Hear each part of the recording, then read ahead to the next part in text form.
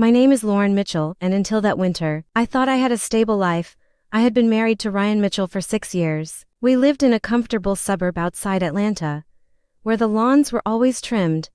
The neighbors smiled politely, and everyone appeared successful from the outside. I worked as an architect, and Ryan worked in commercial real estate. Together we looked like the kind of couple people admired.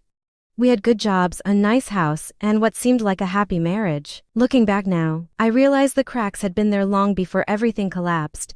About a year before our marriage exploded, Ryan started acting differently. He began taking private phone calls outside. He suddenly became protective of his laptop and phone. Whenever I entered a room unexpectedly, he would minimize whatever he was looking at. When I asked if everything was alright, he always had a reasonable explanation: stress at work, difficult clients, financial pressure. Around the same time, I noticed money disappearing from our joint account. Small amounts at first, a few $100s here and there. Whenever I asked about it, Ryan casually brushed it aside and claimed they were business expenses. Then he started asking questions about my first husband. My first marriage had ended over a decade earlier. His name was Ethan Brooks. We had married young and divorced peacefully after realizing we wanted different futures. There was no betrayal or lingering resentment. After the divorce, Ethan moved to Oregon and eventually founded a technology company. We completely lost touch. Everything changed the day I found out I was pregnant. I was nervous and excited at the same time. Ryan and I had talked about having children someday, and although the pregnancy was unexpected, I believed he would be happy. I bought a tiny baby outfit and placed the ultrasound photo inside a gift bag. Ryan opened the bag and stared at the contents. He looked at the ultrasound, then he looked at me. The happiness I expected never appeared. Instead, his face became expressionless. "That is not my child," he said. For a moment I actually laughed because I thought he was joking. Then I realized he was serious.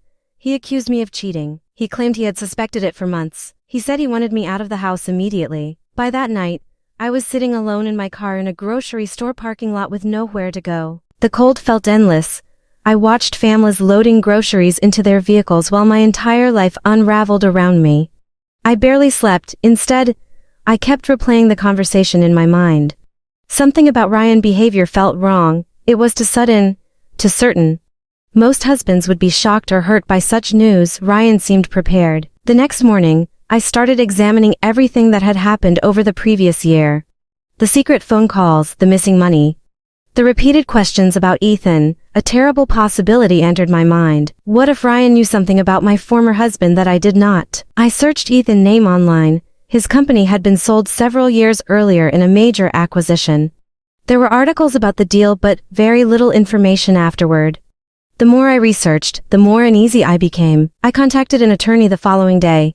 During our meeting, I explained everything, Ryan throwing me out, the emptied bank account, the accusations, the questions about Ethan. My attorney listened carefully and then asked a question that changed everything. "Do you think your husband knew about some financial matter involving your former spouse before you did?" A few hours later, I reached out to Ethan's sister. Her response shocked me. Ethan had died 5 months earlier after suffering a stroke. Then she said something even more surprising. "His attorneys have been trying to find you." I immediately contacted the law firm handling his affairs. A lawyer named Michael Reeves returned my call later that afternoon. "Mrs. Mitchell, there is an important matter regarding Ethan's estate. You are listed as a beneficiary." "How important?" I asked. There was a brief pause. $77 million, he replied. For several seconds, I could not speak. Michael explained that Ethan had established a trust years earlier and updated it before his death. Most of his wealth had come from the sale of his company and investments. The trust named me as a major beneficiary. There was only one condition. I had to appear in person at his law office in Portland within 60 days to verify my identity and complete the legal paperwork. Suddenly, everything made sense. Ryan had discovered Ethan's death months earlier and started investigating. He had realized money might be coming my way. Then he spent months planning. When I became pregnant, his timeline accelerated. He threw me out before I learned the truth. 4 days later, I flew to Portland and signed the necessary documents. While I was there, my attorney back in Georgia secured court orders preventing Ryan from hiding additional assets. When I returned, I learned something else. A friend of Ryan had called and attempted to intimidate me. He hinted that my professional license could face problems if I continued pursuing legal action. Instead of scaring me, the threat created more evidence. Soon we uncovered emails proving Ryan had been researching Ethan's financial situation long before he accused me of infidelity. We found records showing large transfers from our joint accounts. We even discovered evidence suggesting his mother had contacted Ethan's family under false pretenses to gather information. The picture became clear. Ryan and his mother had spent months investigating my former husband's estate. They believed they could manipulate me before I learned the truth. Then came the deposition.